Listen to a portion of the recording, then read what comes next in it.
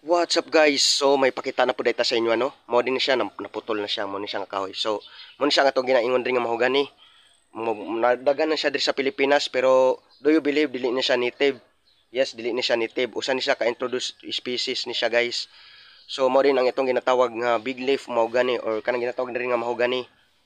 Pero dili ni siya native guys. No, native ni siya sa dili ni siya native sa Pilipinas, native ni siya sa tropical region sa lugar nga makita sa Central and South America.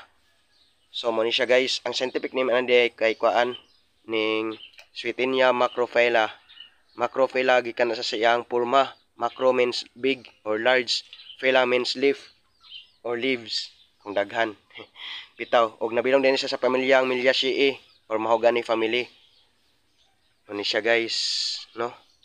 Og di naman day kutob no, salamat sa inyong pagduyog sa tuang video og daghan na mo makatunan pod rin no. Munang you can follow, subscribe and like and share. Thank you for watching.